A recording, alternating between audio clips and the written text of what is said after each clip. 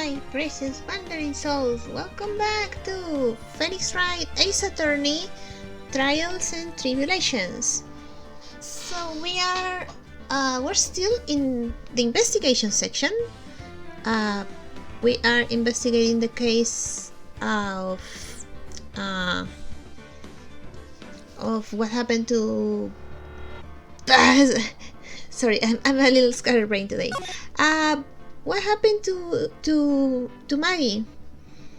So we met a very creepy girl, and she said something about Mr. Tigre saving her. We need to figure out that. So let's continue the investigation. I think we talked to Maggie, so I think maybe we should go somewhere else. Where though? Criminal Affairs? Oh, something here. Oh yeah, and Criminal Affairs was like a mess because apparently something was going on with the computers. January 7th, Police Station, Criminal Affairs Department. The main server just went up in smoke. Why the heck isn't the press conference set up yet? The superintendent's here already. Yeah, and there's a problem with the internet too. I already told you to stop using your computer, Chief! But I'm watching videos online. I'm catching up with my Asian soap operas. He's watching K-dramas. It's gonna have to wait, Chief. I'm throwing the switch. No! Just when some young guy was about to confess to his son's hot-to-trot girlfriend. Oh god. Wow, this place is really buzzing. What's going on here? Something must be going down. Something really big. Huh? What are you doing here, pal? Detective Gumshoe! You can't be here right now. You'll be roped into the briefing if you stay. Ugh, no thank you. Huh? We've got big problems here today. And you say it with a smile. Why? What's going on? It's a virus! A virus!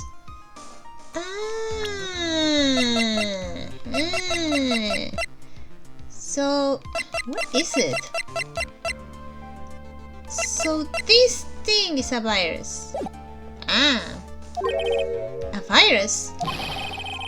There's a virus ripping through the prison's computer system. But I really need to ask you some questions. Okay, hold on. Maybe... Gumshoe, is perhaps the virus this thing? Detective Gumshoe, about this. What? I'm trying to concentrate on Maggie and this virus right now, so I... Arrgh! This is it! This stupid name! I remember now! I thought so. Here it comes. Don't just nod to yourself and keep me in the dark, Nick! What's going on? Maya, it's logic. It's okay, Maya. You don't have to cry about it. The name scribbled on that sports paper and written on that CD. That's the name of the virus. MC Bomber. What? Yeah, the virus that just infected every computer in the station, pal, is MC Bomber. Can you give us any more details, please? Alright, but I also want to ask about... No, not the tiger. About this girl. Maybe she... That's the girl who works over at Tenderlander.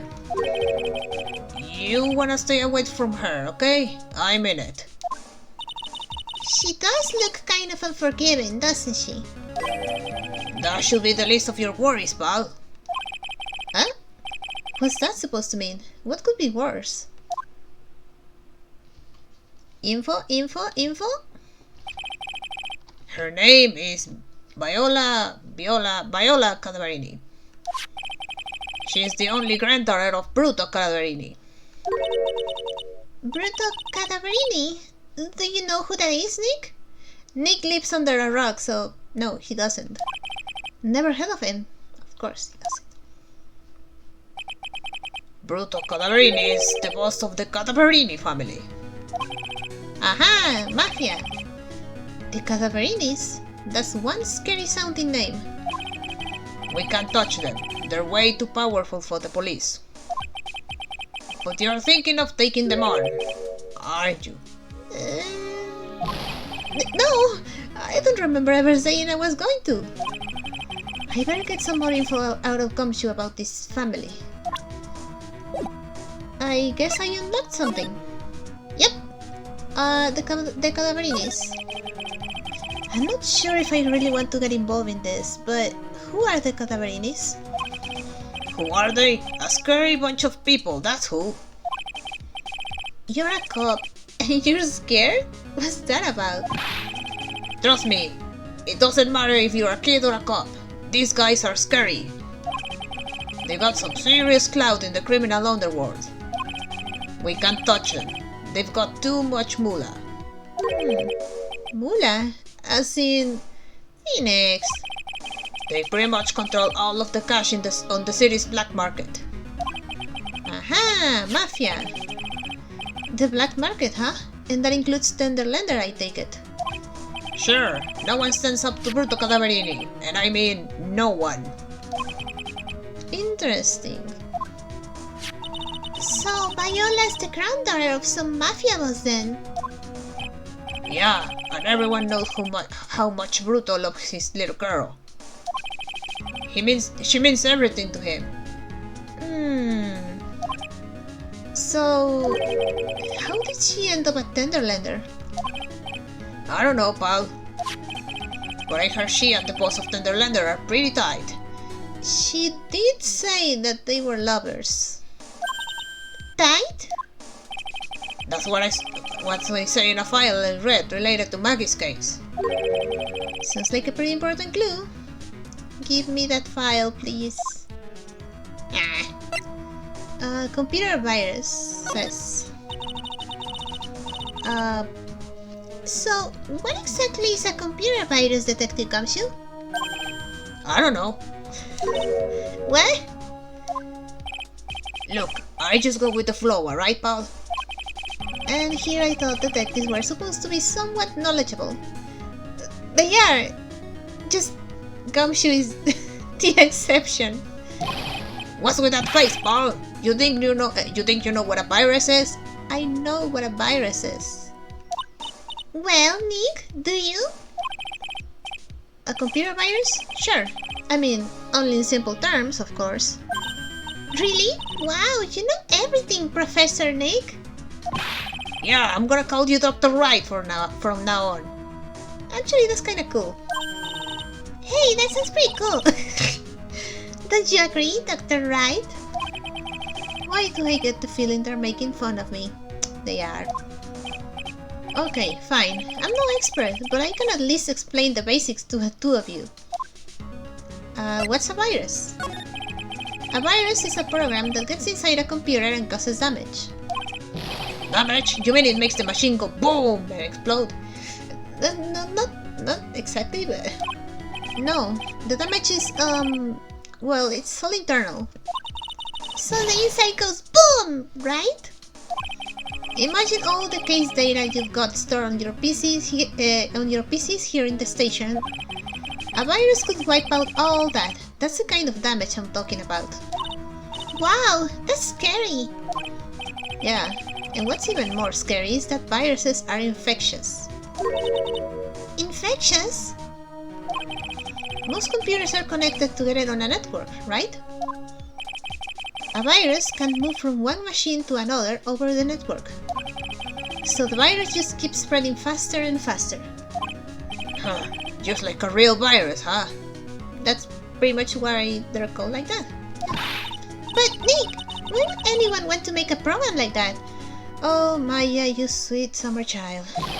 Yeah, it takes ages to type in all that data. Why would you want to destroy it, pal? Ah, Gumshoe, you sweet summer child. No, people don't infect their own machines. They send the virus to someone else's. To steal information, just because they want to screw the other person over, etc, etc, etc. What? That's horrible! Oh, I got it. It's like you're sneezing on Mr. Godot so he catches a cold. I should do that. Right! Then he wouldn't be able to turn up in court because he'd be too sick. You really shouldn't do stuff like that, Nick. It's wrong. Who? What? Where? When and why did the conversation jump to talking about me? Anyway, that's what a computer virus is. A bad program that causes damage. And all the different viruses have names, right? I kinda feel like I've heard the name of the virus we caught somewhere before. The name of the virus, huh? I feel like I've heard of it before too. MC Bomber.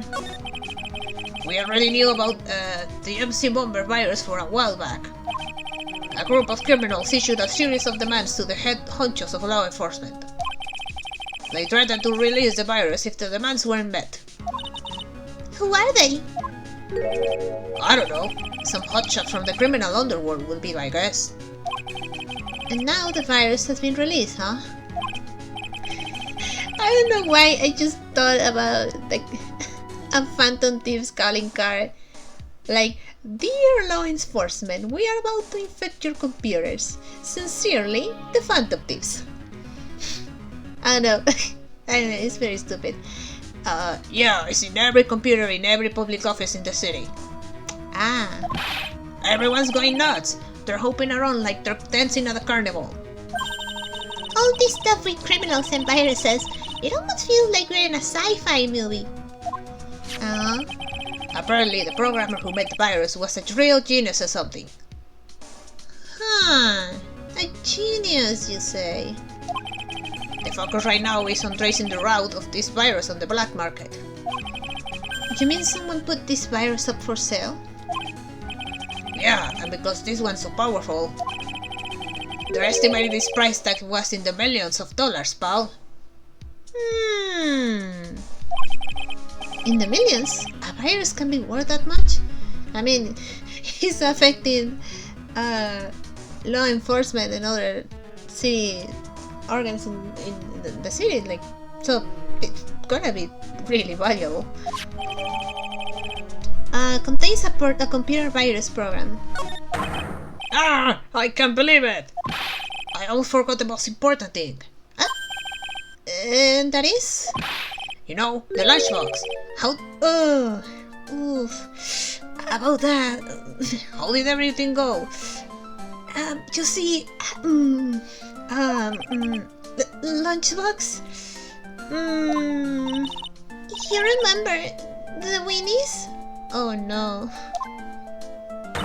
I hate weenies. Oh yeah, those weenies. Uh-oh. So, how did my weenies taste when they went down the...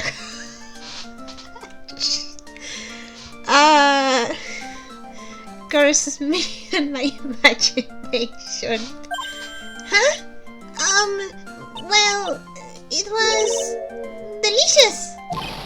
Yeah, that's what she said. Really? Oh no. Well, not exactly. Don't worry about it, pal. I figured something would happen, so I came prepared. Uh-oh. Prepared? What do you mean? I made a jumbo lunchbox. Another one? Oh. Do me a favor again, huh, pal, and deliver this. Oh, but that only means that we'll have to eat it too. This sure is a heavy burden, in more ways than one. I can just imagine Maggie's little eyes sparkling with joy when you bring her that. Weenies again, Nick? Tell me we don't have to eat all this too. God, I hope not. I didn't read that, sorry. Hold on. Gumshoe's lunchbox. A tenderly handmade lunchbox fills the stomach with love and plenty of weenies. But Maggie doesn't want it. I really can't eat anymore. Where should we go now? Should we go see if Maggie's here? Nope, she's not here. Trevian? Oh wait! If the computer virus was made by...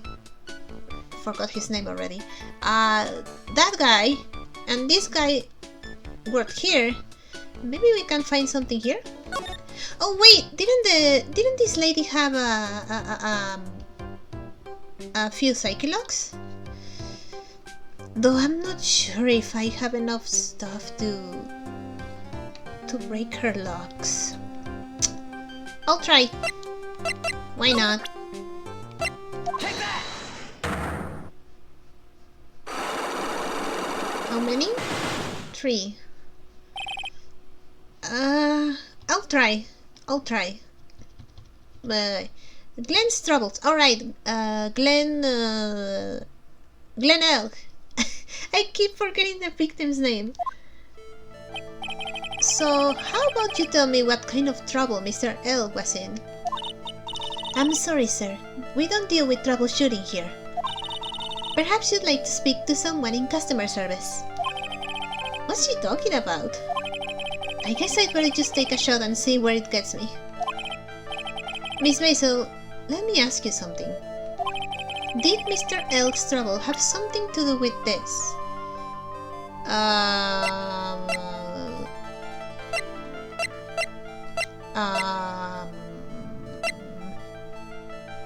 Maybe the losing tickets or just the other ticket? Maybe this one? Take that! What is that? A lottery ticket. There were a ton of these on the victim's table at the scene of the crime. And what is the relevance of that?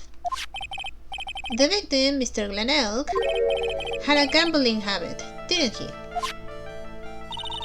I don't think that's a logical conclusion based on the facts. Everyone dreams of being rich.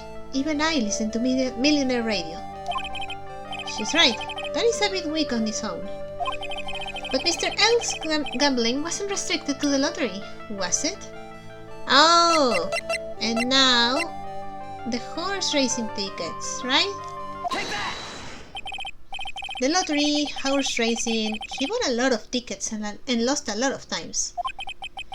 That's got to have hurt his wallet pretty bad, don't you think? Ah, she's getting nervous. Maybe bad enough to be the cause of some pretty serious trouble, perhaps. No! Aha! You are right. Glenn did have a gambling habit. You good people must not follow his example. Do you understand? Trust me, even if I wanted to, I don't exactly have the money to buy any. But if you win, there's no problem, is there? And Glenn had a winning ticket, didn't he? For $500,000. Yeah, but... it's hard to imagine how he could have been in trouble then, isn't it? It's true that Mr. Elk won $500,000. In the end. But that was his first stroke of good luck. He was in deep trouble before that. Deep trouble? What do you mean? Mr. Elk's real problem was with someone or something more terrifying and ferocious. Oh! Oh! Of course. Furio Tigre. Furio Tigre, the boss of a loan office called Tender Lender. Tender Lender. People with businesses should think harder before naming their offices. Your company is called Blue Screens Inc. You have no right to say anything. Like you're one to talk. Well, what do you think? Our firm is doing very well at the moment. I don't think we need to borrow money. No. I mean about Mr. Elk. You think Glenn had something to do with this Furio Tigre? Yes.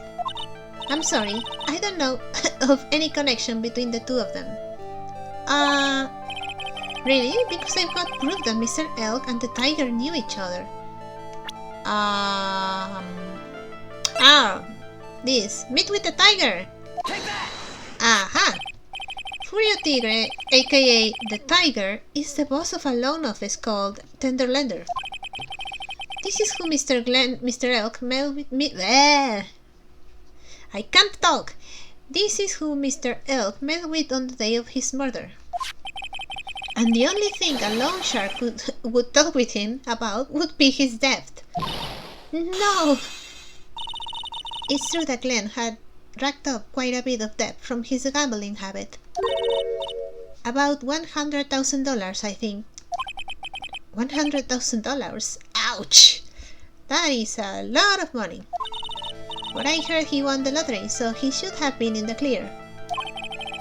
Shame he couldn't get a bit of that good luck. Okay, so the guy got lucky and won the lottery. But what if he hadn't won? What was his plan then? Well, this isn't easy to say, but he said he would use his talents to repay the money. His talents?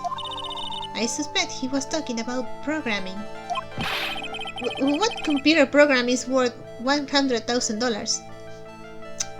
Nick. Perhaps you good people should leave so I can get back to my work. No. We still have one. I'm so close to cracking her. The program in question, was it by any chance this? Aha! It was the fake badge! No, it was this. Take that! Well, this is it, isn't it? This is the virus that's infecting computers worldwide as we speak. MC Bomber. No! Hey! Now speak. Glenn's troubles. Glenn's head had more processing power than any computer, but it had been infected with a gambling virus. Glenn was in too deep. You mean he was in debt? Yes, $100,000 in debt. Not an easy amount to repay. So, he said he was taking on some extra work, something a bit risky. Risky? How? Maybe he was going to become a waitress at Trevian. Oh god, the mental image. Where do you come up with these ideas?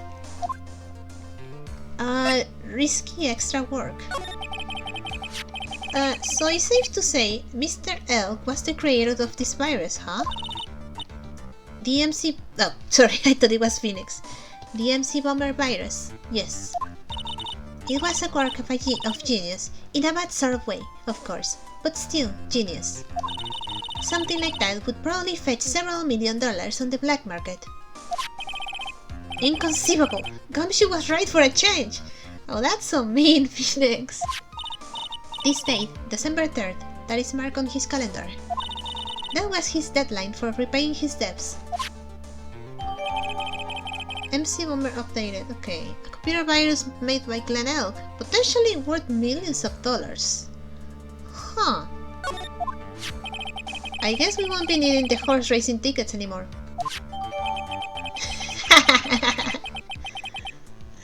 Glenn Elk's losing horse racing tickets thrown back on the floor. Use a trash can, Nick! I guess I have nothing else to talk to you, so... I'm leaving. Shh. Maybe I have enough stuff to break is it Violetta or is it Viola? Because Gumshoe gave us a name and then she gave us another name. Well, it's here as Viola, so I'm just going to call her like that. Let's go... I hate this moving system.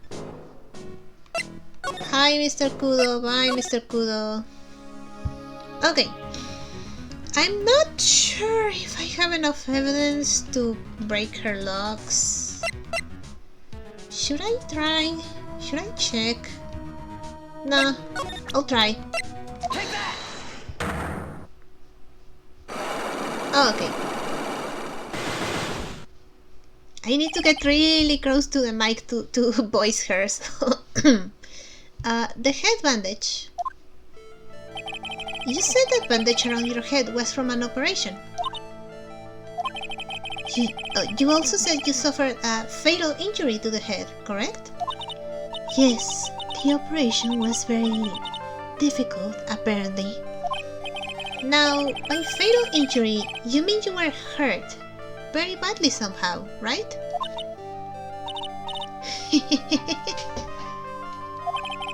Did the injury in question have something to do with this?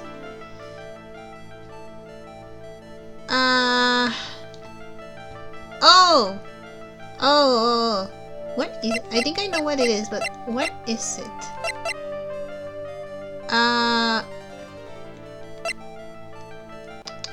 What is it? It's this thing. Paid by Tigre to the Cadaverini family. Is this it? Yeah. Okay. I have here a car repair bill. From this, it seems pretty obvious that this car was involved in an accident. Let me see that. This bill is made out to the Cadaverinis? Yes, it is. I don't think I ever introduced myself. Tell me, what do the Cadaverinis have to do with me? Something tells me she's not about to say hi and introduce herself. Alright then. Your relationship with the Cadaverinis is very strong, and this is why. Suppose I present... Okay, hold on. This doesn't say anything about her, so I guess... The granddaughter of crime boss Cruto Cadaverini. Alright, I guess I just show you your own profile. I know exactly who you are, Viola Cadaverini. You sustained an injury in a traffic accident, didn't you? No breakdown or anything? It happened about 4 months ago. I was driving in one of our family's cars when someone pulled out in front of me. It was a motorbike or something like that. I don't remember it much. Anyway, I swerved to try to avoid it, but...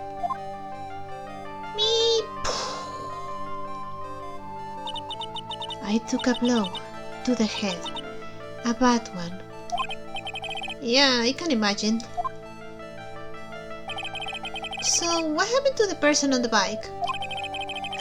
I'm guessing they didn't get away with injuring the Viola Cadaverini, right? I don't know what happened to them. They ran away, or so I heard. Ran away? If they'd stayed, I'd have... Is it possible? Could the person who committed the hit and run have been... Furio Tigre? It was this man, wasn't it? He was the cause of your accident. It wasn't Don Tigre. I refuse to believe it. We collided, the motorbike and my car. But Don Tigre isn't injured at all, is he? It was the tiger who caused Viola to crash. I can feel it. Plus, one of her locks just broke, so she must suspect it was him too. I'm sorry, Miss Cadaverini, but I have proof that the tiger was involved in a traffic accident on his bike. Oh, right. This ugly looking thing.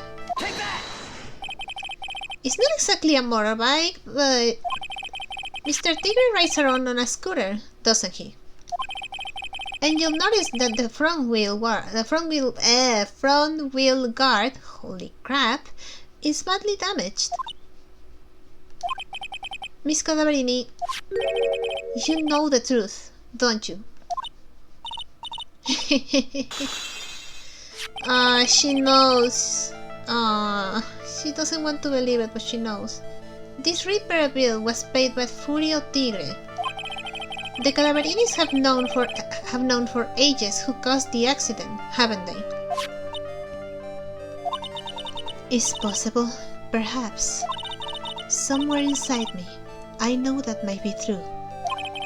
I knew it. But Don Tigre still saved my life. The operation was very complicated. It was very, very expensive. How much are we talking? Very, very, very expensive. She seems kind of hesitant about giving me an actual figure. I should back off. Well, anyway, it was the tiger who paid for it, right? After I recovered, Don Tigre told me. He said he paid for the operation because he cared about me.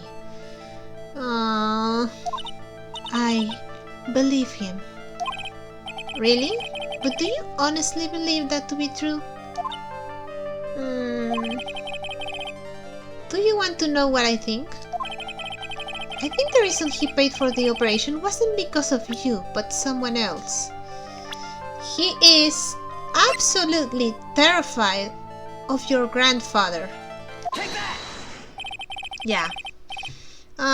This is very sad. Perhaps I shouldn't be saying this, but your grandfather, Bruto Cadaverini, controls a lot of dubious cash, right? And you are his beloved pride and joy.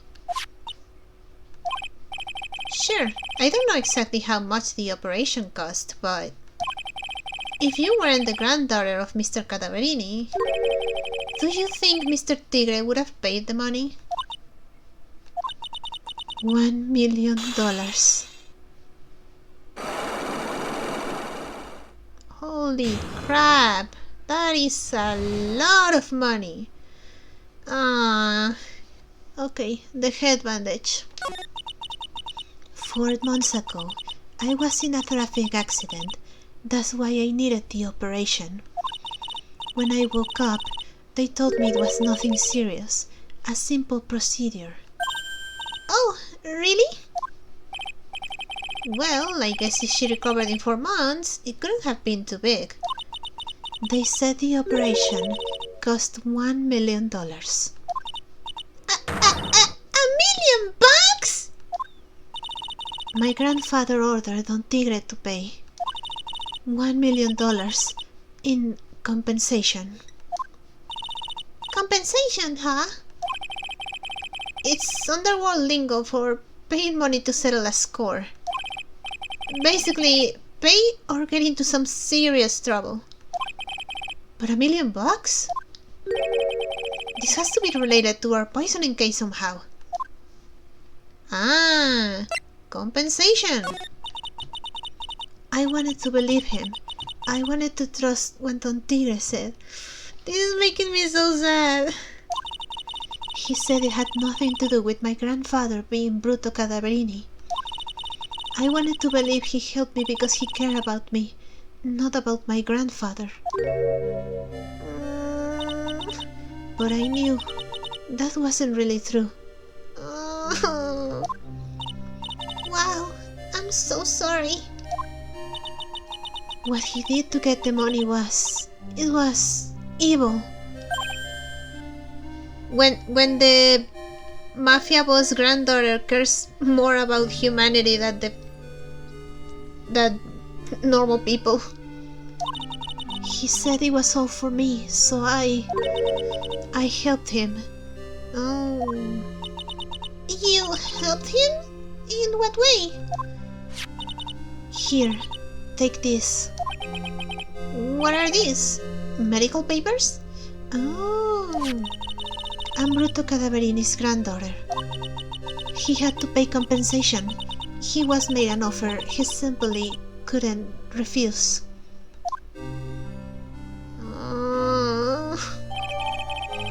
Viola's medical papers, a $1 million bill for cranial surgery. Payment was due last year. Ah, this is so sad. Wow, I feel so bad for Viola. Me too. It's inexcusable. Huh? There are two things that I consider inexcusable. Poisoning and betrayal. Ah, the Dahlia case really hit you hard, huh, Phoenix? Only a coward would hurt people using either of these tactics. Is everything alright, Nick? We should get going. Right after we finish our espresso. Yeah! I won't need to convince Viola of anything else, so I guess I can get rid of this. Repair bill thrown into the trash. I'm not sure if I wanna do that. If he threw it away, I guess I won't. What now? Oh! I was going to the detention center, but okay. Bonjour! I have been waiting for you to return. Mr. Armstrong! Ah, good timing. I was hoping to find you here. Would like to ask you a few questions. What? Oh, well, he hasn't got anything to say to use, fellas. Uh-huh. Ah, it's Shinny off! Who you calling Shinny up?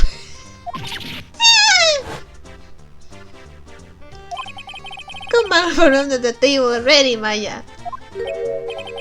Okay, hand it over. Hand what? What? You just wanna play games with me? I don't recommend that. The medical papers, now! Oh. Uh-oh. I think he wants Viola Cadaverini's papers back. Hell no! You mean this? The $1 million medical papers? Phoenix! Don't show it to him, you stupid dumbass! Miss Cadaverini trusted you. That's why she said that she helped you. Forget about it. That girl's dumber than an eggplant. You just wanna know what's sad? I'll tell you what's sad. And it ain't only her face. She thinks she's got power because she's Brutal's little girl. No, that's sad. I can't let you have these papers. Tomorrow in court, I'm going to expose what you did to get the $1 million you used to pay this off. Are you crazy or something? I don't care if you wanna give it to me or not. There's two of us here. You got that? Two. Ah, I see. Ah. Oui. Mr. Armstrong? Forgive me. Désolé. I cannot agree with him. Ow! Ow! That really hurt. I mean, his last name is Armstrong, so... Is that all she's got? I'll be taking those papers now. Armstrong, get that lighter. Uh-oh. Wait! Don't take it too hard, Phoenix Wright. Gumshoe, now will be an amazing time for you to arrive here. Please. That was so stupid. I shouldn't have let my guard down.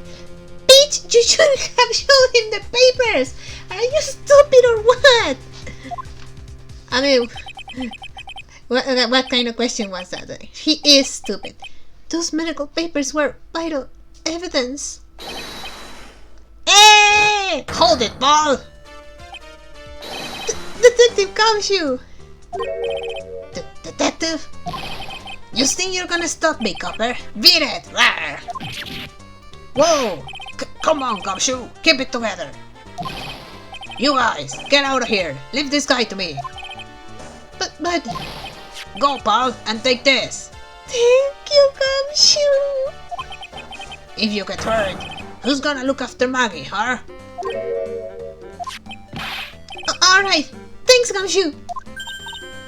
Wait, Nick! Don't leave me behind! I'll get even with that guy tomorrow, in court. Tenderlander is going down. Yippee! I'm gonna still play a little more. It's only been 40 minutes. Just Let me drink some water first.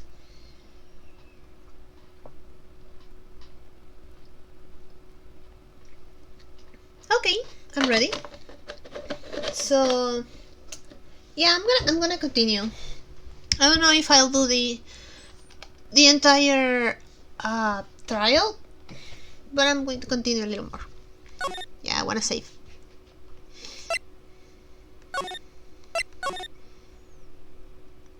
Oh, okay. January 8th, 9:46 a.m. District Court, Defendant Lobby number 1. Good morning, Mr. Wright. Good morning, Maggie. So, what do you think is going to happen today, sir? Yesterday's session didn't go so well and ended on a giant mystery. That's true. And we still haven't solved a single part of it yet. Are you okay, Nick? Huh? Oh, yeah, of course. I saw that little flash of doubt in your eyes. No, that wasn't doubt, that was, determination. You are filled with determination. Why don't I believe you? It's nearly time, Maggie. You'd better get going to the defendant's seat. Roger, don't let me down, Mr. Wright. I'm counting on you. Bye, Maggie. Hey, Paul! Hi, Gumshoe. Hey, Detective Gumshoe. Quit stressing Maggie out. She doesn't need that. How did you know she was stressed? Oh. I was watching to the doorway. Oh. You look like you lost the case already. Show a bit of confidence, will you, pal? Here, maybe this will help. Oh yeah! I completely forgot about the little bottle. Huh? Have you taken up aromatherapy too? Not in a million years, pal. Don't tell me that you don't remember this. Actually, now that you say it, I kind of forgot that I gave him that. Come to think of it, that doesn't look like one of those aromatherapy bottles. This is the smashed bottle that turned up in Tribulations kitchen a couple days ago. Uh-huh. Wow, look at all these little bottles. Oh, they're aromatherapy oils. He's got so many, they're overflowing onto the floor. Hey, wait a minute. There's one bottle that's different from all the others. Well, what do you know? And it doesn't have label either. And it doesn't smell. We finally got the analysis results back from the lab. So, what is it? Is it the poison? I'm afraid not, pal. It's medication. Oh! It's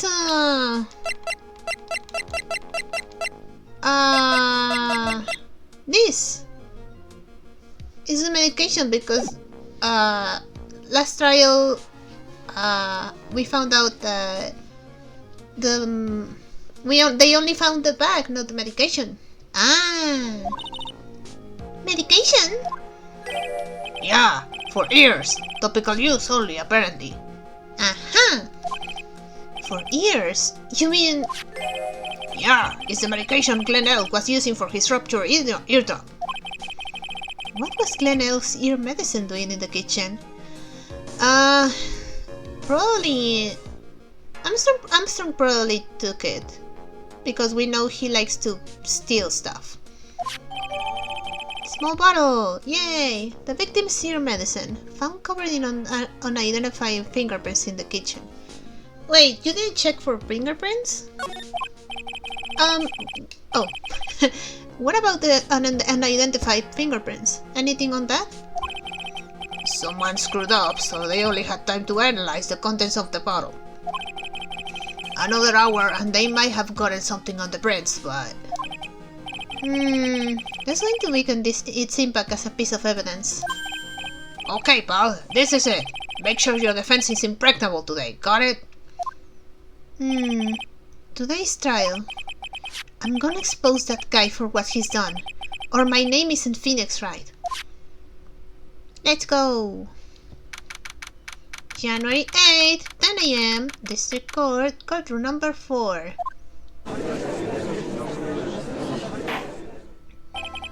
Court is now in session for the trial of Maggie Bird. The defense is ready, Your Honor. Ready and waiting as always, Your Honor. Very good. Then we'll get underway at once. Yesterday we heard the testimony of Mr. Victor Kudo. He claims to have witnessed the defendant putting a powder into the victim's coffee. However, the witness's testimony was plagued with a number of problems. The mark on the rim of the cup shows that the victim drank from it with his right hand. But according to the old man's testimony, he picked it up with his left hand. Thank you, Mr. Godot. Furthermore, according to the witness's account, the victim was listening to the radio with an earpiece in his left ear. Yet, the victim's left eardrum was fractured, which made him effectively deaf in that ear. It's amazing how many contradictions in a single case can have, huh, Nick?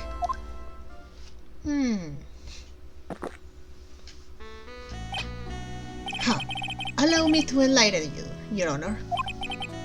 The world, you see, keeps turning, and we must turn with it. You've lost me already, Mr. Godot. Man, that's a new record. The trial just started. Don't let the mysteries of yesterday mystify you today. Only losers think like that. You've got to change with the times. That's one of my rules. Are you implying that you've resolved these contradictions? You know the answers to these riddles. The old guy wasn't just throwing seeding here. He was throwing us off the scent. And today, I'll prove it. Very well. Let the first witness take the stand. The first witness... Oh, okay. And you are... Oh, bonjour, everyone. I am Jean Armstrong, the owner of and head chef of La Tribulations restaurant. Enchanté.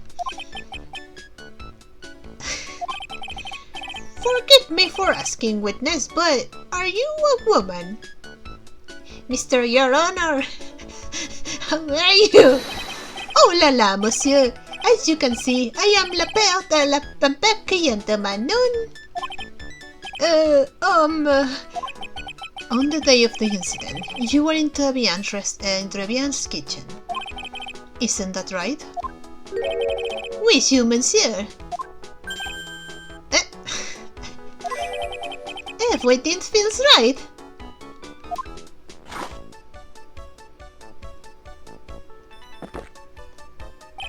Huh. Wow, he's thoroughly unfazed. Doesn't anything intimidate this guy? Very well. Your testimony, please, witness. Please tell the court what happened that day at Trevian. Oui, volontiers. Okay, alright. At Trevian. When it all happened, there were 2 customers in my restaurant. I remember I was experimenting with some new articles that day.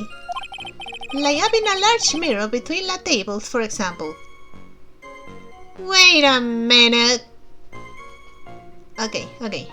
I just had a sudden brain blast. Oui, perhaps that's what the old man was looking at. La cup, la earpiece, and la glasses. You would have seen everything in reverse, non? Huh. Mirror? Oui, un grand mirror. La most enormous mirror.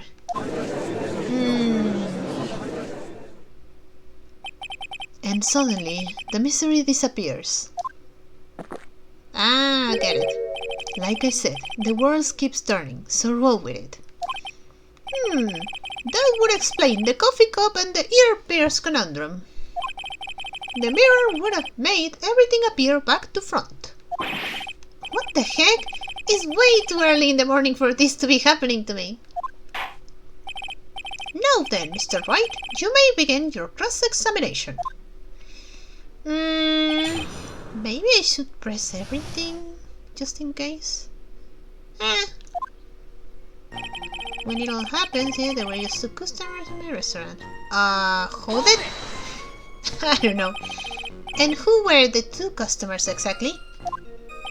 Ma, of course. La young man who died. And the other, not so young man. You are referring to yesterday's witness, I presume? What about the other man Maggie says she saw at the table?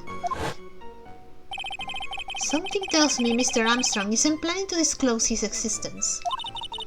We need some hard evidence first before we can bring him up, don't we? I guess I'll just have to try a different approach from the time being. I remember I was experimenting with some new article that day. But hold it? You were experimenting with article? How come I never heard about that before today? You are not familiar with the language of interior design, monsieur? Please stay on topic. Now, why didn't you tell the court about this before? But I did, just a few moments ago. Excuse me, Mr. Armstrong. This deco you mentioned, are you referring to some sort of decoction? Mr. Your Honor. No, Art Deco. It is a style of design, Your Honor. He's talking about interior design. Walls, ceilings, carpets, that kind of thing.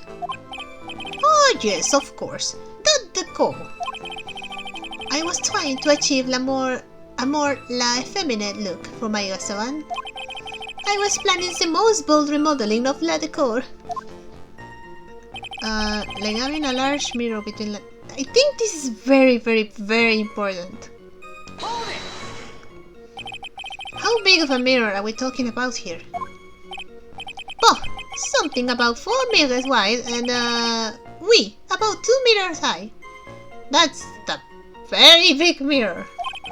Let's see, if 1 meter is about 1 yard, holy glass in a frame, that's huge! Alright, because he's using meters and continue. It's a big mirror. I was intending to install it on the ceiling eventually. The ceiling? Was there a mirror on the ceiling? I don't remember. We never checked. Manon, but I decided not to go through with it in the end. What should I do? Should I ask him more about the mirror or not? Yes, I think it's important. If you really had such a large mirror in the restaurant, someone would have noticed it. But there's nothing about a mirror in Mr. Kudo or Maggie Bird's testimony. But... Objection! You didn't ask, right? You have only yourself to blame for such sloppy work. What? A mirror was delivered to Trevian the day before the incident. Really? As Mr. Armstrong testified, he was carrying out some design changes. And as it turned out, he didn't actually use the mirror in the end. This just doesn't add up. Even if a mirror was delivered to Trevian, it doesn't prove that it was in the restaurant on the day of the crime. If you want to doubt someone, right, look in the mirror.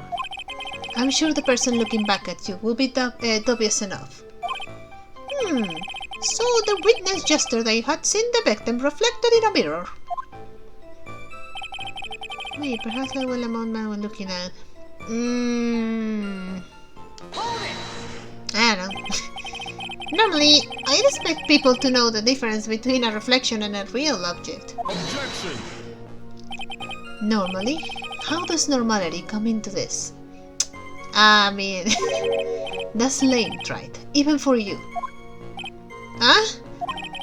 Are you trying to say that if something isn't normal, it is impossible? Is that it?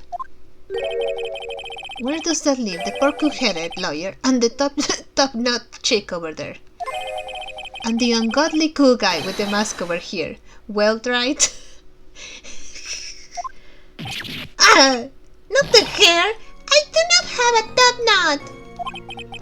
Mr. Godot is correct. A lack of normality is no basis for discounting an argument. I have seen so many cases in my years of being a judge, and trust me, it gets weirder every time. Bien, Logi has won la day. The cup, the earpiece, the glasses, you would have seen everything by reverse, no?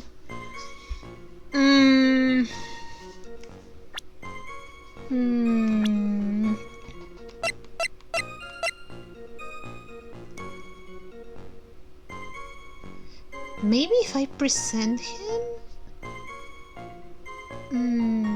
I'm not sure. What the hell? Okay, in the end it worked. Ah, God. I'm not very smart today. I'm gonna make so many mistakes. The coffee cup, the earpiece, and the HMD. Let's think back over Mr. Kudo's testimony for a second, shall we? The boy was wearing the earpiece on the same side as the green lens on his peg. No question, you can look me up if I'm wrong. It was his left ear, without a doubt. So, to summarize, we were told both the HMD and the earpiece were on the victim's left side. Now, if Mr. Kudo saw all that as a reflection in a mirror, it means both the HMD and the earpiece were actually on the victim's right side. Exactamente, you see, monsieur. No as you think about it, it's not so hard. It's not so hard, no? It's hard to fake the accent. Unfortunately, that's where we run into a monumental contradiction with the facts. If Mr. Kudo really did see everything in a mirror, why is it that the HMD is now on the wrong side of his head? Order! Order! Mr. Wright is correct. If the witness genuinely observed the victim reflected in a mirror, then we would expect the victim's eyepiece to have been over his right eye. Objection! How bitter. Try it. You should have a taste of this bitterness. It'll calm you down in no time. Don't throw that to me. Are we talking about your coffee or something completely different? You don't understand the way the witness thinks. How he thinks? You remember this, I presume? The eyebrow of the face, sorry, apology led. I mean, Mr. Kudo's sworn testimony. Exactly. The old man has one very grievous habit, other than throwing seeds. The more of an impression something makes, the more muddled his mind makes it. And what's the most striking thing about Mr. Elk? Clearly, it's the victim's eyepiece. And that's my point. The old man strikes again. Mr. Elk's HMD made a big impression on the old man.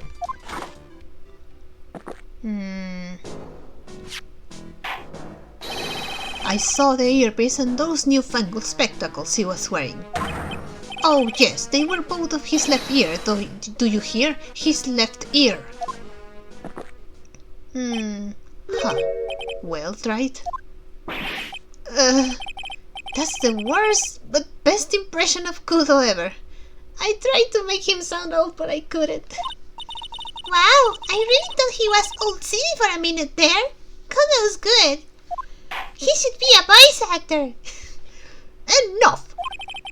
I must agree that yesterday's witness was irresponsibly rash in much of his testimony. But Luckney, looks like the boil of a contradiction you found is just a rash.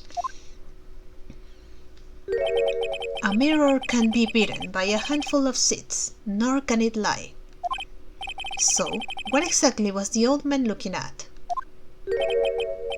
Fill us in, Mr. Armstrong. Go on, tell the court. We're all ears. Oui, I can explain. Please, if you will look at the plans of the restaurant. Uh-huh. The mirror. Alors, is everyone sitting comfortably? Uh-huh. La mirror was in the middle of the restaurant, dividing it into the two halves. There is only one seat from which you could have seen an image of the victim. That was the seat at the table next to the victim. That was where the old man was sitting. After a terrible incident occurred, I moved the mirror so it was not in the way. But naturally, I did not touch anything else. I see no problems with the explanation we have just heard. From the table next to the victim, Mr. Kudo could have seen the victim in the mirror. What a naughty little coquette I am, confusing all the men like this. Don't worry about it. We can keep up, except for the guy breaking out in a cold sweat over there again. I hate that guy. You said you didn't touch anything else apart from the mirror. Are you quite sure about that? Volunteers, of course. Very well. Mr. Wright, your cross-examination, if you please. I'm not sure. I guess I just press everything. The mirror was in the middle of the restaurant, divided into two halves. Hold it. So, run this by me again. The mirror was here, correct? Oui. Oui? Really? Because I know if I were you, I wouldn't have put a mirror there. It would be in the way. Objection! Look who's talking, Wright. Huh? You're obstructing my view, among other things. But, this is my seat in the courtroom! To a beyond charm, that is gives you the impression that you're the only customer. Temporarily placing a mirror in that spot will hardly be in the way. Unlike you, Wright. I tell you, monsieur, the mirror was there, in the middle of the restaurant. There is only one scene in which you can have seen the victim of the video. Hold it? Hold it! And where would that be? Oh la la, look how you lean towards me. I always attract the younger boys. Maybe I should keep you in suspense a little longer. How old are you again? Oh no, he's older than the Phoenix, I guess. Mr. Armstrong, tell the court what you know at once. I attract the older ones too, you know, handsome. Shall I tease you too?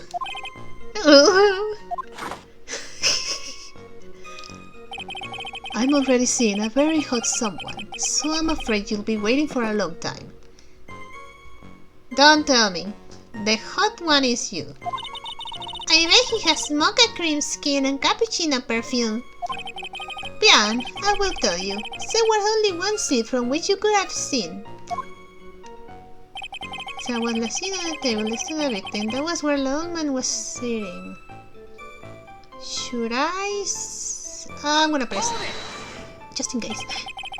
So, why can't you only see the victim from that particular seat? Monsieur, it is obvious, no? If you look at the plans, you will understand. The victim would have been reflected in the mirror like so. If you were seated at the table next to him, you would see everything, no? So that's the seat old City was sitting on that day. When the poisoning happened. The old man was sitting at the table next to the victim? Why does that seem kinda odd? After the terrible incident occurred, I moved the mirror so it was not in the way. Hold it? I don't know. Did you move the mirror while Mr. Kudo was off calling the police? Oui, exactement. I carried it out of la restaurant scene. You move a huge mirror like that all by yourself? What can I say? I know how to pick things up, and some. Kudo actually laughs at something! Well, given the witness's physique, I suppose it is possible. Did you move anything else from the crime scene, Mr. Armstrong? I look like the obligate type, none. But definitely not touch anything else. Are you sure about that? I touched nothing except the mirror. Mr. Wright, is there something the witness has said that doesn't match the crime scene? Yeah, there is. I just can't put my finger on what exactly. Hold on a second. Do I have anything?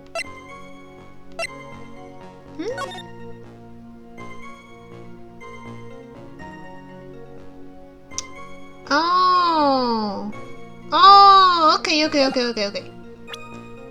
Aha! Huh.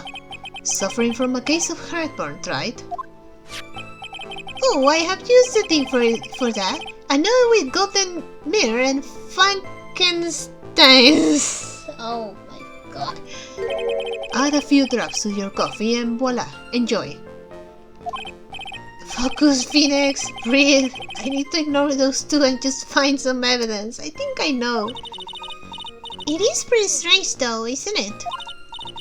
I mean, nobody mentioned anything about a really large mirror. You'd think someone would have, but Maggie didn't, and neither did Old City. Then the only logical explanation is that there was no mirror inside Trevian that day.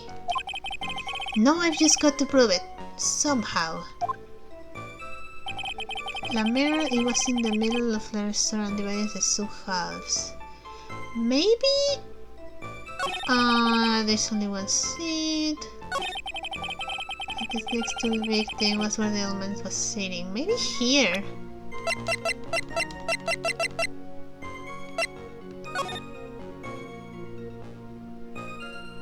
Yeah! Makes no sense. Maybe it is. Oh yeah, it was that. Okay. It kind of sounds like the generic dialogue you get when you mess up. This piece of evidence contradicts with the testimony we have heard, Your Honor. The crime photo? Yes, this photo clearly shows something that theoretically should not exist. What on earth do you mean by that, Mr. Wright? Should not exist. Huh. Sounds like you're describing yourself, right? Shut up already. Now then, if the defense would please clarify the statement. Where is the something that should not exist in this photo? Is this thing. Because if I remember correctly, Mr. Kudo said something about knocking over his flower vase, right? But this flower vase is intact, so maybe this is a problem. I think it's pretty obvious that this is what should not be in the picture. The vase. What possible connection does that have with this witness's testimony? Your Honor, I'm telling you that there should have been no vase on this table. Because it very clearly contradicts with this piece of evidence.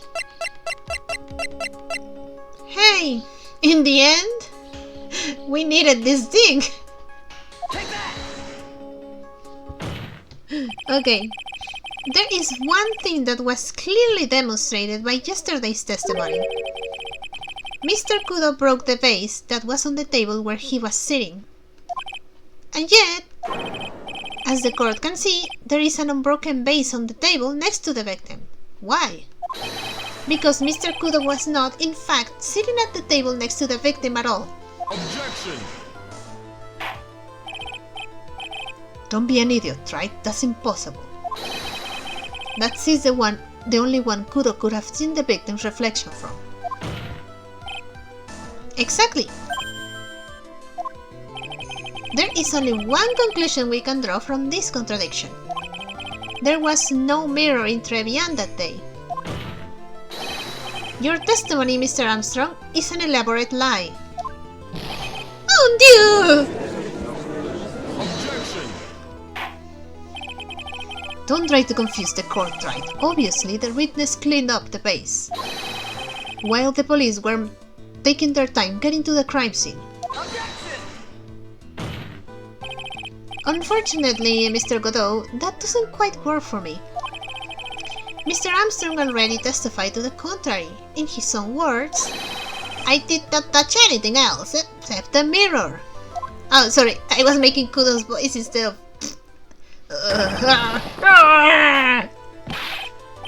Well, witness, what do you have to say for yourself?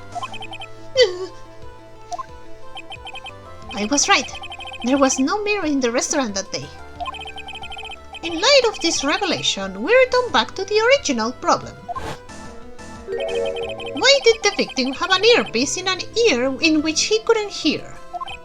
Aha. You only get one shot in life. There is no turning back. If you want to claim that the mirror wasn't there, right, then this problem is all yours. How do you explain what the old man saw? If I can answer this, then I'll be that much closer to the truth. I can feel it. Are you going to be okay? Can you really solve this contradiction, Nick?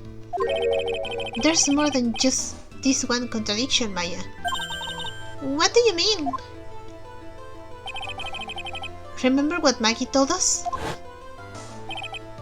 There was another man at the victim's table. And there was a sample CD on the victim's table. It all flies in the face of Mr. Kudo's testimony. And I think I know the reason why nothing in this case is adding up. Well, Mr. Wright, let's hear your answer. Yes, Your Honor. The reason behind all the contradiction in Mr. Kudo's testimony is simple. Mr. Kudo made a mistake, the ear doctor made a mistake, the victim was a phony. I don't think the ear doctor made a mistake. I get the feeling Mr. Kudo is like old bag. In the sense that he is right, but he just remembers the things like wrong. So I believe the victim was a phony. This case is riddled with contradictions. Yet there is one very simple answer that clears them all up. And what is that? The incident Mr. Kudo witnessed and the incident the victim experienced were two completely different events. What? Yes, the victim that Mr. Kudo saw wasn't Mr. Glenn Elk at all. It was an imposter, a phony pretending to be Mr. Elk. Obviously, unlike the victim, there was nothing wrong with the imposter's left eardrum. That's how he ended up wearing the earpiece in his left ear by mistake.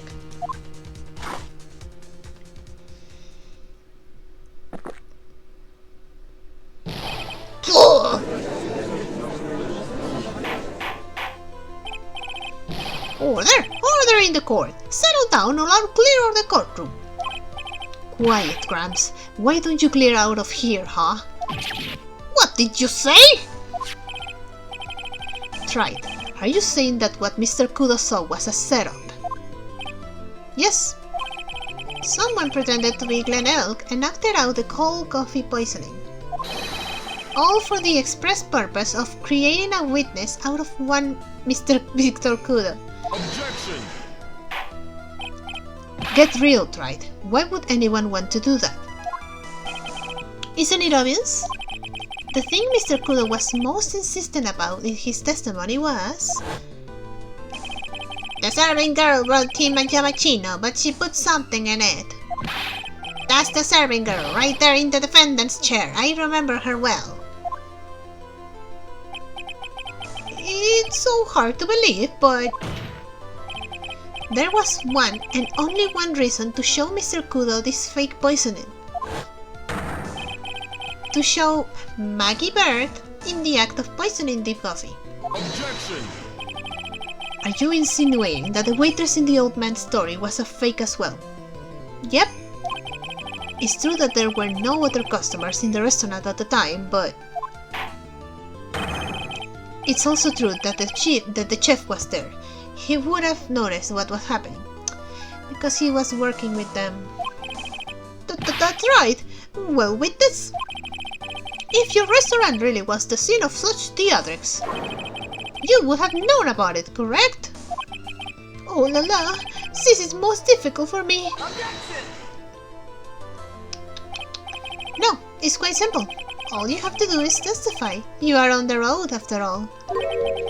Was there, in fact, a phony at Trevian that day? The defense demands that Mr. Armstrong tell the whole truth about what happened. The defense's request for additional testimony is accepted. You will accurately explain and in detail the events in the restaurant that day. Oh, oui. Okay, in the restaurant. La victime, Monsieur L, he came to my restaurant alone. I remember the old man arrived not long after him. There were no other customers. When he heard word he won la lottery, Mon Elk became very excited. It was approximately 5 minutes later that the poisoning incident occurred. No, there was no time for a phony to do la acting. Just so we're clear, there was no mirror in the restaurant after all. Je vous demande pardon. Forgive me, Your Honor. I lied because I wanted his best to be cleared up quickly. What you have just done is commit perjury, Mr. Armstrong. I will decide how to punish you later. Oh, oui. For now, we will hear your cross-examination. Mr. Wright, if you please. He took that perjury charge a bit too well. But I'm guessing he'll be in more serious trouble after this cross-examination.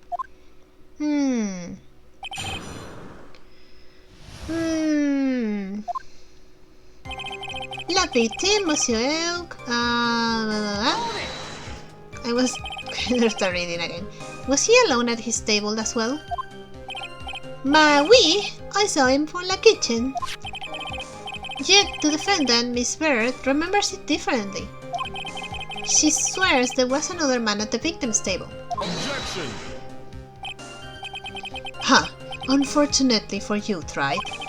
Yesterday's witness also testified that the victim was alone. You know, seeing you squirm like that reminds me of a certain coffee's bittersweet bite. What kind of coffee has he been drinking? It's not coffee, it's love. It's love that's bittersweet. Here Maya saying what that makes her seem wise all of a sudden.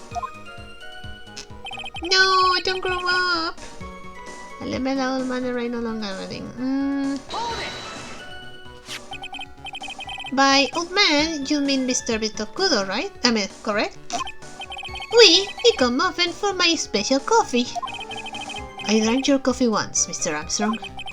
It's special, I'll give you that. It's worth a sip just for the experience.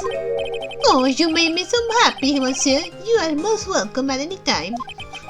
I said it was worth one sip and nothing more. So old Mr. Kudo arrived at the restaurant around the same time as the victim. Maybe I should ask about his arrival in more detail. Don't ask anything. How many minutes after? What time was it?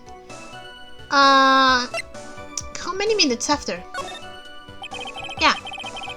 So you're saying that not much time elapsed between when the victim arrived and when the victim and Mr. Kudo arrived. Oui, that is correct. But that still leaves a possibility that something happened in that gap of time. And by your recollection, how much time would you say elapsed? Let me see. Approximately 2 minutes, I would say. 2 minutes? That's all?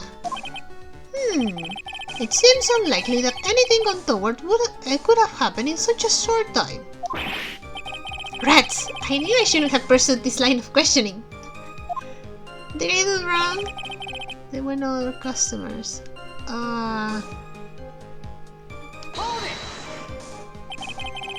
So your only customers were Mr. Kudo and the victim. Objection! How many times do you need to ask the same thing, Wright? You'd never catch me drinking the same blend twice. Huh? You're trying to establish the presence of a phony victim in the restaurant. But you're wasting your time. You can't grind bird's seed to make coffee, if you catch my drift. But there's a hole in this testimony somewhere, I'm sure of it. We will work you on a lie, he was very excited. Did you see him? No, I was in the kitchen, but I heard him. I remember him shouting, "Yes, $500,000! Presumably the defendant heard that too, then, correct? Maggie? She looked like a poor little frightened dove. And what about Mr. Kudo? Lao might choke on some birdseed that got stuck in his throat. It seems we now have yet another incident on our hands. Approximately 5 minutes later, the lamp-person incident occurred. And what were you doing at that point? Without any customers, you must have had time to kill.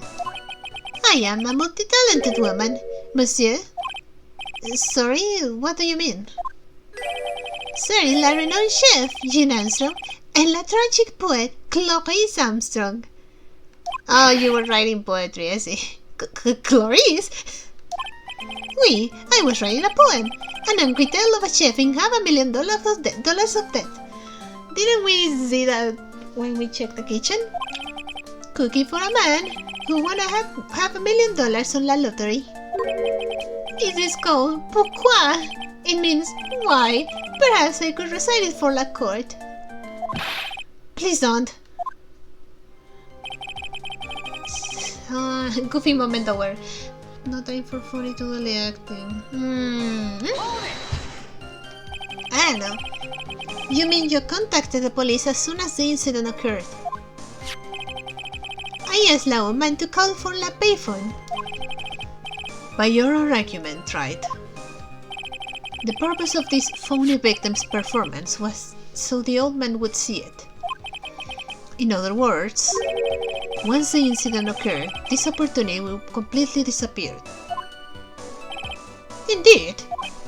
Bien, it seems la shadow of doubt has been lifted, n'est-ce pas?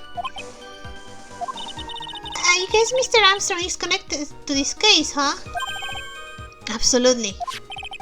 Someone was impersonating Mr. Elf, and I refuse to believe he was oblivious.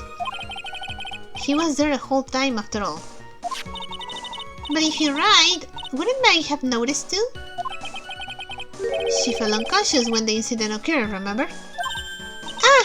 You mean that's when the phony staged his act? We'll know for sure once I find a hole in this testimony.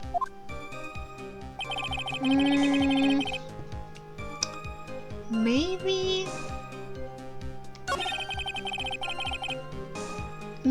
if instead I ask, what time was it? By old man, you mean Victor? Okay, no, we saw this already. We go to the restaurant, special coffee, blah blah blah. It's special, blah blah blah. I said it was only one sip. Maybe I should ask. What time was it? Out of curiosity, about what time was it when Mr. Kudo arrived?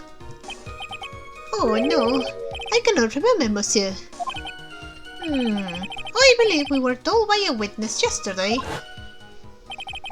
The crime was reported at 2:25 p.m. by a kind of scary old man, sir. Those Does that perhaps jog your memory, witness? The incident happened about 20 minutes after he arrived. So the victim must have arrived between 2 p.m. and 2:10 p.m., none? Just after 2. After 2, huh? Thank you for your help in jogging my memory, monsieur. You are wonderful. Ha ha ha ha. I can't sit here all the time and do nothing now, can I? The time of day will be added to the witness's testimony. Oui, Monsieur Judge. Everything I do it for you. That's a song. Merci bien. That's French, isn't it? Ha ha ha. I'm glad at least one person is in a good mood. He's even humming a song to himself. Oh, this is new. I remember the old man arrived not long after him, just after 2 p.m. Hold it. Are you absolutely sure about the time? When I think really hard, I am sure it was just after 2, oui. It is the time I stopped serving the lunch menu. Quite right, I always break for lunch when the restaurants are serving the specials. I've been known to wind up a case early just to make it on time. Ha ha ha! I guess you should never get between a hungry judge and his lunch. Oh, would you look at that? It's almost lunchtime already. No! Shh. Hey! Witness! Get on with your testimony, please! There were no other customers. When you got to work on the lottery, Miguel became very excited.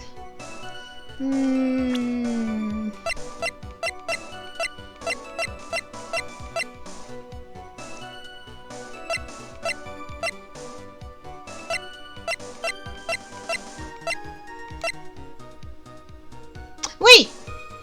1:30! Wait, 1:30, but he says it was a 2. Maybe this? Objection! I'm afraid I finally got you, Mr. Armstrong. Aha! What? What do you mean? At the time in question, the victim was listening to the radio with his earpiece. The show he was listening to was Millionaire Radio. Each week, they announce the winning numbers of the $500,000 lottery ticket. Oui, that must be the show Monel went listening to. I can't see any problem with his testimony, Mr. Wright. I wonder... You say the victim arrived at your restaurant after 2 p.m., correct? Oui, I am sure of it. I remember it perfectly now. I know it was a time because I had just finished serving a lunch menu. Get to the point, Wright, if you have one. That show is broadcast live at 1:30 p.m. and it claims to be the most thrilling 10 minutes of your life. It's on the air at 1:30. Now, supposedly, the victim made some noise when it was announced that he had won. And yet, I don't believe his cry of joy could have occurred after 2 p.m. because the show had already finished more than 30 minutes earlier by that point in time. Oh! This victim we've been told about has done nothing but the impossible. Listening to the radio will interrupt your eardrum, catching a show that was already over. There is only one conclusion you can draw from these facts. This victim was an imposter, acting out the poisoning 30 minutes after the real murderer. Yes, there were 2 Glen Elks in Trevian that day. The real Glen Elk, now dead, having been poisoned by the real killer, and the phony Glen Elk acting out the events for Mr. Kuda to witness. It certainly seems that way. I mean, if that wasn't the case, how could you explain this the time discrepancy? Objection! Quite a performance, Wright. You were almost on a roll. But sadly, You lack the rock-hard foundation of rhythm to build your song. Where is this? Music Theory 101? Let's recap. According to your imaginative theory, it's now just after 2 p.m. The phony elk is performing a play for the benefit of Mr. Kudo. How do you explain then where the real Glen Elk is? I don't believe I have to spell this out for the court. However, at that time, the real Glen Elk was already dead. That's certainly the obvious conclusion. If we check... Aha! Time of death was between 1:30 and 2:30.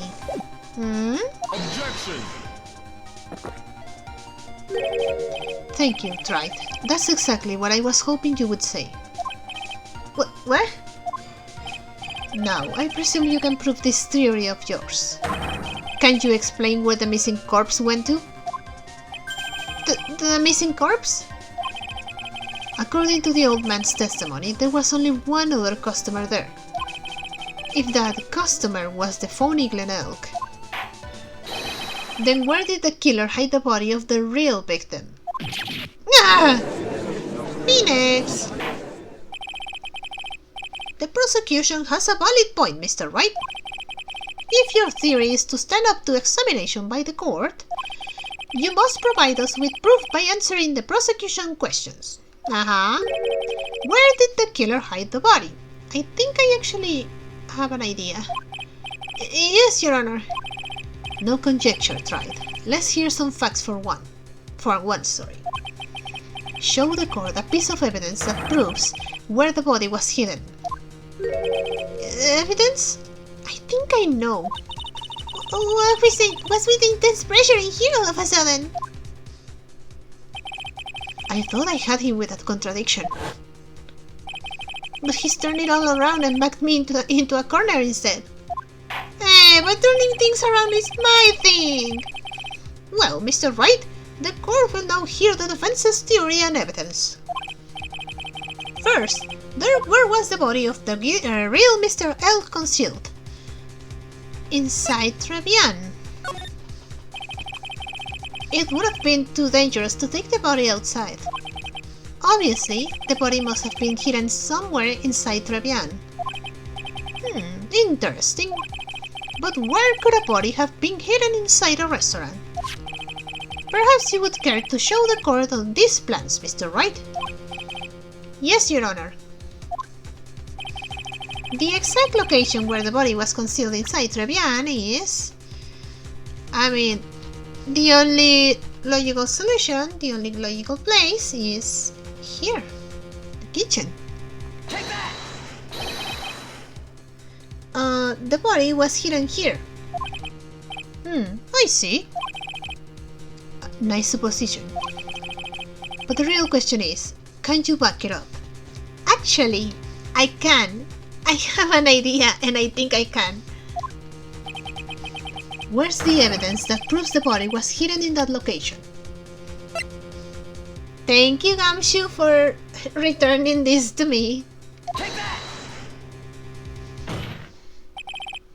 Mr. Armstrong, do you recognize this bottle? No. I haven't ever seen that ugly bottle before in my life. Sure. I only use the very best bottles, monsieur. The highest quality only for me. Where was that bottle found, Mr. Wright? Interestingly enough, Your Honor, it was found in the kitchen of Trevian. What? But I only ever use these bottles for my aromatherapy oils. But this bottle doesn't contain aromatherapy oil, Mr. Armstrong. No, it contains a medication. What kind of medication? I'm sure everyone remembers, don't they? That Mr. Elk visited our otolaryngological clinic and was given medication that day. You can't be serious. Thank you, Gumshoe. The defense had the contents of the bottle analyzed, and I have the lab results here. The contents of the bottle match the prescription that was given to Mr. Elk. Glenn Elk's murderer hid the body in the restaurant kitchen, at which time this bottle fell out of the victim's pocket. Mr. Armstrong, when the incident occurred, didn't you say you were in the kitchen? Mon Dieu! Yes, you know what I'm about to say. It was you who hid the victim's body. You did a fine job pretending to defend my client, Maggie Bird. However, you were setting her up to take the fall behind the poor girl's back. No! Oh, order! This is an extraordinary development. Witness, did you murder Mr. Glenelg? Never. I could not do such a horrible thing. No.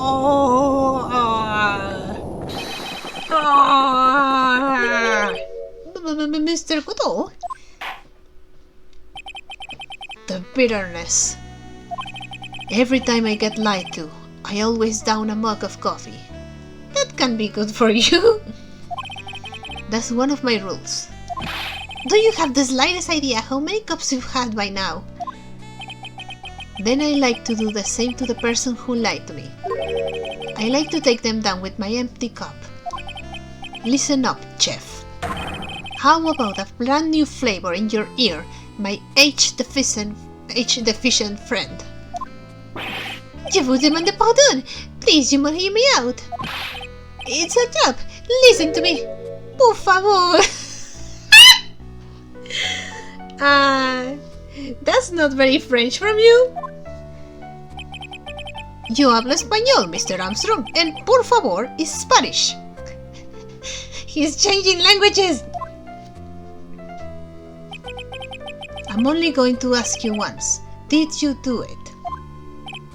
No, absolutely not. I'm simply, Let's hear it. You've got one shot, right, Grams? Witness, the court will permit you the chance to make one final statement. If you lie on the road again, Mr. Cotto's coffee mug awaits you. Astos my cabo! Oui, it is clear. What do they always say in the movies?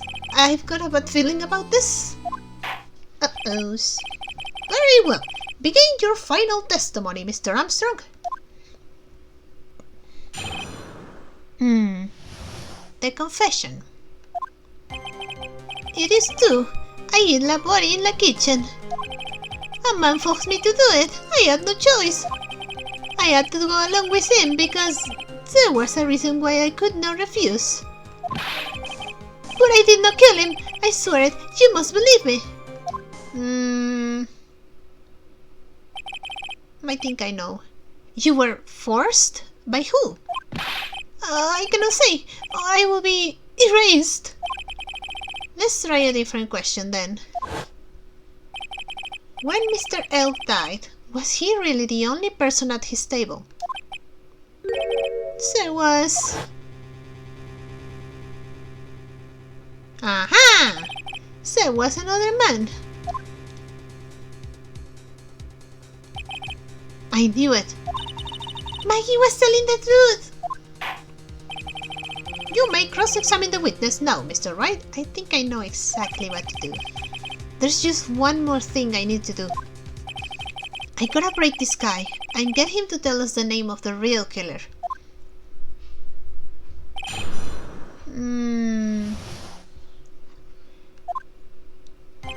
Gumshoe in a body. Was perhaps that man, Mr. Furio Tigre. Listen this dance of ring around the rosy, Mr. Armstrong. This is the man that you've been referring to.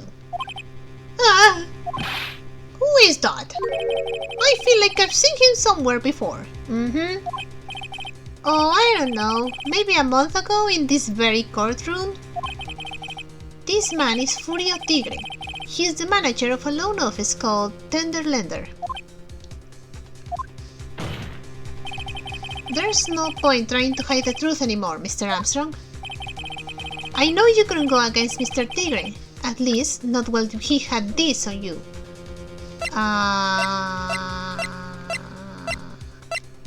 Oh, this. Take that! Aha! A $500,000 loan from a black market loan shark. And you had no way of paying it back, did you? That's why you were forced to do anything this man told you. Oui, it is as you say. Mr. Armstrong! La tiger! He told me he was going to use my restaurant for a business rendezvous. On the day in question, he was meeting the victim on demand that he repay his loan. I don't know why it happened like that. I just did what he told me to do. I had no choice. I carried la body and la inconscient Maggie out of the dining area and into the kitchen. After that, I just tried to forget what I had seen. I think we can now safely say that the man who forced your hand was Mr. Furio Tigre.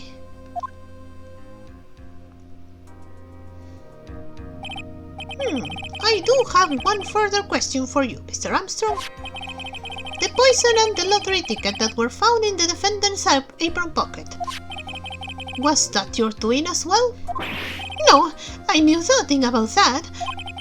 Making it look like it was Maggie who had done it. I was not. It is despicable. Mr. Godot, you will summon this Furio Tigre as a witness. I doubt that can be arranged today, so we will adjourn for now. Proceedings will continue tomorrow.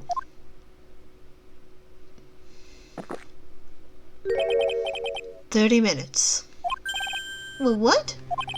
The trial will go on. I'll see to it myself. I need half an hour to get that guy on the stand. Not a minute more. How the... Don't sit back and relax yet, Wright. No one knows if that chef is really telling the truth or not.